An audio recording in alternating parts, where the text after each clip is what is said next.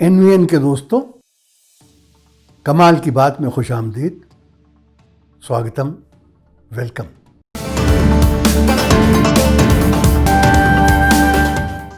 दोस्तों, दो दरवाजे हैं, बंद हैं, दोनों पर ताले पड़े हुए हैं। कमाल की बात यह है कि दोनों तालों की कुंजी एक ही है और एक ही के पास है। आप जानते हैं कि इस वक्त दो बड़ी बड़ी समस्याएं हमारी तरफ देख रही। एक समस्या लद्दाख का बॉर्डर है, दूसरी समस्या किसान आंदोलन है। लद्दाख की समस्या हल नहीं हो रही है, किसानों के आंदोलन की समस्या भी हल नहीं हो रही। और हल क्यों नहीं हो रही है? हल इसलिए नहीं हो रही है कि ये दोनों समस्याएं अपने हल के लिए एक ही हस्ती की तरफ तक रही हैं, और वो हस्ती है देश के प्रधान सेवक श्री नरेंद्र दामोदर दास मोदी की। क्यों है? इसलिए है कि लद्दाख का जहां तक मामला है, बातचीत के 8 राउंड हो चुके हैं और कोई नतीजा नहीं निकला। किसानों के आंदोलन में भी बातचीत के 6 या शायद 7 राउंड हो चुके हैं और कोई नतीजा नहीं निकला। और कोई नतीजा क्यों नहीं निकला?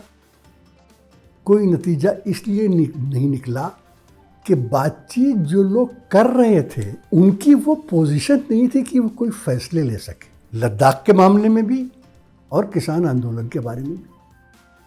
अब देखिए, लद्दाख पर जो बातचीत हुई 8 राउंड, उसके बारे में कोई फैसला सिर्फ और सिर्फ नरेंद्र मोदी कर सकते थे, कोई नहीं कर सकता।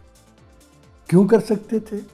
इसलिए नहीं कि वो सिर्फ देश के प्रधान सेवक हैं, इसलिए नहीं कि वो बीजेपी के लीडर हैं, बल्कि इसलिए कि उनका और शी जिनपिंग के बीच में जो रिश्ता था वो ऐसा रिश्ता था जो किसी दूसरे की समझ में भी नहीं आ सकता। ये मैं नहीं कह रहा हूं, ये खुद मोदी जी कह रहे हैं। आप एक बार फिर सुन लीजिए। दो देशों के मुखिया, इतना आत्मीयता, इतनी निकटता, इतना भाईचारा, ये अपने आप में जो परंपरागत रूप से वैश्विक संबंधों की चर्चा होती है उससे +1 है। और ये +1 समझने के लिए कईयों को भी समय लगेगा। तो जाहिर है कि जब ये रिश्ता आप दोनों में है तो सिर्फ मोदी जी ही हैं जो शी जिनपिंग के कंधे पे हाथ रख के और उनसे पूछ सकते हैं कि भाई, ये जो हमने इतनी मेहनत से एक रिश्ता बनाया है आपस में, उसे क्यों फौजी बूटों के तले कुचलते हो?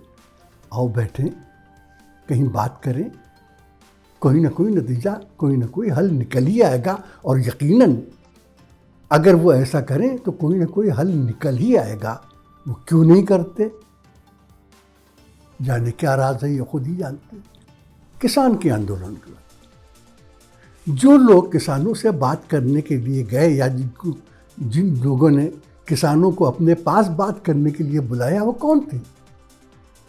पीयूष गोयल। अरे पीयूष गोयल क्या हैं? एक चार्टर्ड अकाउंट थे, 2000 छोटी मोटी कंपनियां थी उनके पास। 2015 में मिनिस्टर बनने के बाद उन्होंने अपनी कंपनियां किसी और को बेची, जिसका बड़ा स्कैंडल भी खड़ा हुआ। वो क्या जाने खेती किसानी, वो क्या जाने कि किसानों के क्या मसले होते हैं, उन्हें क्या मालूम कि खेती कैसे की जाती है। दूसरे किसने बात की? अमित शाह। अमित शाह, अरे पूछिए, आपकी 7 पुश्तों में से किसी ने हल चलाया है? मुझे मालूम नहीं उनका बिजनेस क्या था मिनिस्टर बनने से पहले। लोग कहते हैं कि वो शेयर मार्केट में कुछ काम करते थे, तो वो क्या जाने, वो क्या जाने किसानों का मसला क्या है। और सबसे बड़ी बात यह है कि ये जो लोग बात कर रहे हैं, ये तो ये जानते भी नहीं कि ये बिल क्या है। ये तो उस बिल के बनाने में शामिल भी नहीं रहे। उस बिल के बनाने में शामिल तो प्राइम मिनिस्टर और उनका ऑफिस रहा है, तो सिर्फ उनको मालूम है कि ये बिल क्या है और इस बिल में क्या किसानों का अगर कोई भला है तो कैसे भला है, ये दूसरे नहीं जानते। अब वो बात नहीं कर रहे, क्यों नहीं कर रहे हैं मुझे नहीं मालूम, लेकिन एक बात मैं जानता हूं कि अभी हमारे प्रधान सेवक कच्छ में गए, गुजरात में किसानों से उन्होंने बात की। तो भाई अगर आप गुजरात के किसानों से बात करते हैं तो ये किसान तो आप जहां दिल्ली में रहते हैं आपके घर से कुछ किलोमीटर दूर पे बैठे हुए हैं, आप इनसे भी बात जाके कर सकते हैं।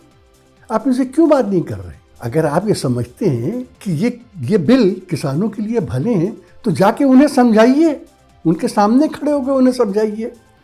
और आप ये जानते हैं कि वो शायद आज इसलिए भरोसा नहीं कर रहे हैं कि ये बिल उनके भले के लिए है कि इससे पहले हमने कुछ उनमें से लोगों से बात की तो हमें ये मालूम हुआ, हमने पूछा आप क्यों नहीं भरोसा करते हैं प्राइम मिनिस्टर की बात पर कि वो जो कह रहे हैं कि आपके भले के लिए है।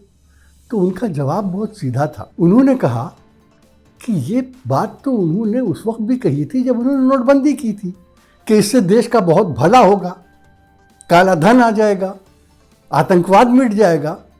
तो हुआ नहीं। फिर यही बात उन्होंने सीए के बारे में भी कही थी कि वाह यहाँ तो हम तो वो बात कर ही नहीं रहे जो अपोजिशन कर रहा है कि मुसलमानों के खिलाफ है ये बिल। हम तो ये कर रहे हैं कि हिंदुस्तान से बाहर जो सिख, हिंदू, बुद्ध, जैन, पारसी, ईसाई अगर कहीं सताए जा रहे हैं और वो हिंदुस्तान में आए तो हम तो उनको नागरिकता देने वाले हैं, हम किसी की नागरिकता छीनने वाले नहीं हैं। लेकिन हुआ क्या? हुआ ये कि यूएनओ से भी वो आ गया, यूरोपियन पार्लियामेंट ने भी रेजोल्यूशन पास कर लिया, अमेरिकन गवर्नमेंट से भी आ गया कि साहब ये तो बिल जो है वो माइनॉरिटीज़ के खिलाफ है। तो किसान ये कहते हैं कि हम कैसे यकीन कर लें कि ये बिल हमारे भले के लिए है। और हम ये कहते हैं कि अगर प्रधान सेवक खुद जाके उनसे बात करें, उन्हें बताएं, तो मुमकिन है कि बर्फ़ पिघल जाए, मुमकिन है कि उन्हें लगे कि वाकई ये बिल उनके भले के लिए है। लेकिन अगर वो नहीं जा रहे हैं तो फिर ये दूरी बढ़ती चली जाएगी। वो नहीं जा रहे हैं बल्कि कुछ और हो रहा है।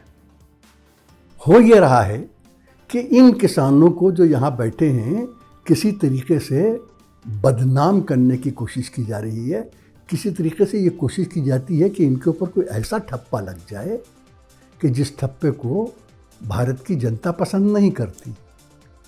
टेररिस्ट का, लेफ्टिस्ट का, नक्सलाइस्ट का। और इसी वजह से कुछ लोगों ने इन्हें खालिस्तानी भी कह दिया है। अब मैं कई बार हम अपनी वीडियोस में बता चुके हैं कि ये बड़ा ख़तरनाक खेल है। देखिए क्यों ख़तरनाक खेल है? आप खालिस्तानी कहते हैं, फ़र्ज़ कीजिए कोई मुझे या आपको हिंदुस्तानी कहे तो वो क्यों कहेगा? वो इसलिए कहेगा कि वो ये जानता है कि इस दुनिया में हिंदुस्तान नाम का एक देश है और ये लोग यानी हम और आप उस देश में रहते हैं, इसलिए हमें हिंदुस्तानी कहा जाता है। तो जब ये लोग कहते हैं खालिस्तानी तो इसका मतलब है खालिस्तान कहीं है। तो ये खालिस्तान हमने पूरी दुनिया का नक्शा कई बार छान मारा, हमको तो दुनिया में कहीं खालिस्तान नाम का कोई देश मिला नहीं। तो फिर ये खालिस्तान कहाँ है? कहीं ये खालिस्तान कहने वालों के दिमागों में तो नहीं है, उनके जहन में तो नहीं है। और अगर ये उनके जहन में है तो मैं आपको बताऊं कि फिर उनके जहनों से, उनके दिमागों से ये दूसरे जहनों और दूसरे दिमागों में भी ट्रांसफ़र हो सकता है।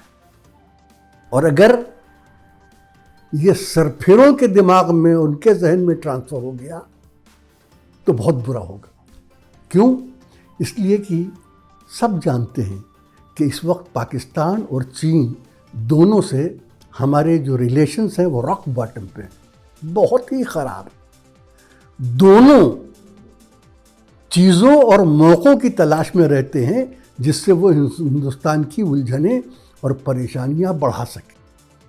खालिस्तान की बात कह के तो हम वो चीज़ें और वो बहाने उनको खुद ही मुहैया कर रहे हैं। वो सारी वो तो उसके उनके तो काम बन जाएगा। तो आपको मालूम नहीं कि आप ये बात कह के कितना बड़ा नुकसान कर रहे हैं। मेरा ख्याल ये है कि दोनों समस्याओं का हल ये है कि प्रधान सेवक खुद आगे आए, उधर शी जिनपिंग से और इधर किसानों से बात करें। मुझे यकीन है कि अगर वो इस तरीके से बात करेंगे तो उनका कद कम नहीं होगा, शायद ज़्यादा ही हो जाए। उन्हें बात करना चाहिए। 2 तालों की कुंजी उन्हीं के पास है, सिर्फ वही उसे खोल सकते हैं और उन्हें उसे खोलना चाहिए। तो दोस्तों, बात यहीं ख़त्म करते हैं, फिर मिलेंगे। तब तक के लिए जय हिंद, खुदा हाफिज़।